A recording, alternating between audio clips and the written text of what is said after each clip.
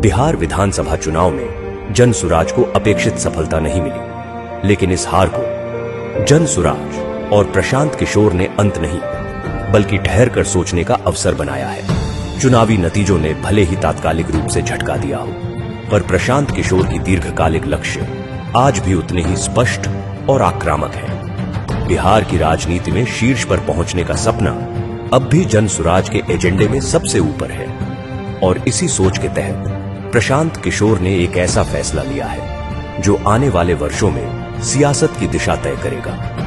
प्रशांत किशोर ने जनसुराज के मौजूदा संगठनात्मक ढांचे को पूरी तरह भंग कर दिया है। सारे संगठन के सारे प्रारूप जो पहले से एग्जिस्ट करते थे उसको भंग कर दिया गया, तो अब उसको फिर से पुनर्गठित करना है। और जैसा मैंने कहा था वहां गांधी आश्रम से कि 15 जनवरी से उसको पुनर्गठित किया जाएगा। प्रयास यह है कि पिछले 3 साल में जो कुछ भी हुआ उसको देखें, उसका मूल्यांकन करें, उसमें जो सही है उसके साथ आगे बढ़ें, जो उसमें कमी रह गई उसको सुधारें या उसको हटाएं। यह फैसला पहली नजर में चौंकाने वाला लग सकता है, लेकिन इसके पीछे जल्दबाजी नहीं बल्कि रणनीतिक धैर्य है। फिलहाल बिहार में कोई बड़ा चुनाव सामने नहीं है। ऐसे में जनसुराज ने नए क्लेवर में संगठन खड़ा करने का मन बनाया है।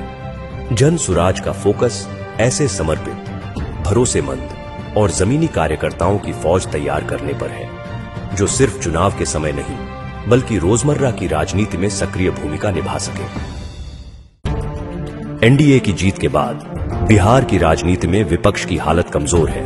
आरजेडी अपने सीमित विधायकों के चलते विपक्ष की भूमिका नहीं निभा रही है। कांग्रेस और वाम दलों की स्थिति भी सदन में प्रभावशाली नहीं है।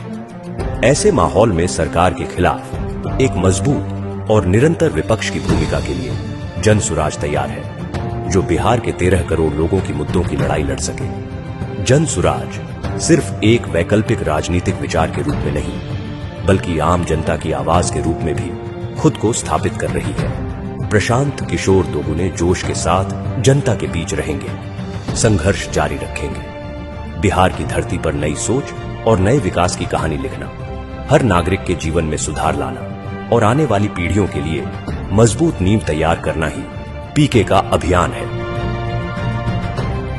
आइए फिर से एक नई कहानी लिखते हैं, पहले की तरह ही मेहनत करते हैं। यकीन है कि हम सब की मेहनत और सब्र आने वाले कल की सबसे बड़ी ताकत बनेगी।